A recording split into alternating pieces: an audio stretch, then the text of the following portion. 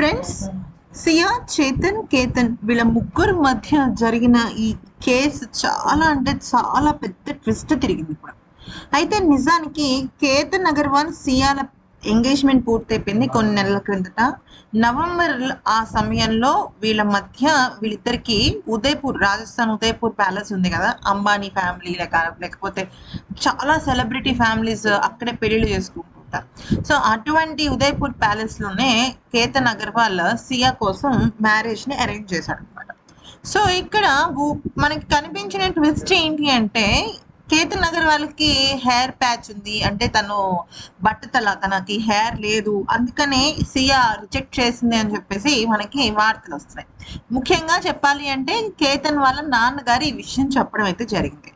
కాకపోతే పోలీస్ విచారణలో బయటపడింది వేరే విషయం. అసలు మ్యాటర్ ఏంటంటే, ఎంగేజ్మెంట్ సమయానికి ముందే, అంటే ఎంగేజ్మెంట్ కి ముందే కేతన్ వాళ్ళ ఫ్యామిలీ కేతన్ కి ఇట్లా హెయిర్ లాస్ ఉంది, సో హెయిర్ కి ప్యాచ్ పెట్టుకున్నాడు, విగ్ ప్యాచ్ పెట్టుకున్నాడు, అది మేము మీకు ముందే ఓపెన్ గా చెప్తున్నామని చెప్పేసి చెప్పడం జరిగింది. కానీ అంతకు మునిపే సియా వాళ్ళ పేరెంట్స్ తో ఏమనందంటే, నేను ఇప్పటికిప్పుడే పెళ్లి చేసుకోవడానికి సిద్ధంగా లేను అని చెప్పింది. ఎందుకు? ఆల్రెడీ సియా చేతన్ అనే ఆ వ్యక్తిని ప్రేమిస్తుంది కాబట్టి.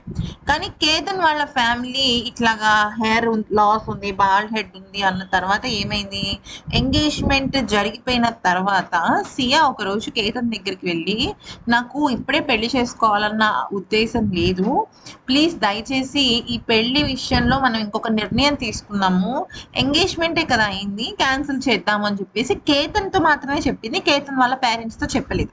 ఎందుకు? అప్పటికే తన చేతన్తో చాలా రకాల క్లోజ్నెస్, అంటే లవ్ తర్వాత కూడా జరిగిపోయాయని ఒక టాక్ కూడా నడుస్తుంది అనమాట. కానీ తను ఏంటంటే కేతన్నే యాక్సెప్ట్ చేయడానికి రెడీగా లేదు. కానీ కేతన్ ఏమన్నాడంటే, ఆల్రెడీ ఎంగేజ్మెంట్ అయిపోయింది, సో నేను నిన్ను బాగా చూసుకోనని నువ్వు అనుకుంటున్నావా, లేదా వేరే ఇంకేదైనా కారణం ఉందా? మా పేరెంట్స్ కానీ మా ఫ్యామిలీ కానీ ఎంగేజ్మెంట్ అయిపోయిన తర్వాత పెళ్లి క్యాన్సిల్ చేసే ఉద్దేశంతో లేరు, దయచేసి నువ్వు పెళ్లి నుంచి ఎస్కేప్ అవ్వడానికి మాత్రం నువ్వు ప్రయత్నించొద్దు, మన పెళ్లి జరిగి తీరుతుంది అని చెప్పేసి చెప్పడం జరిగింది.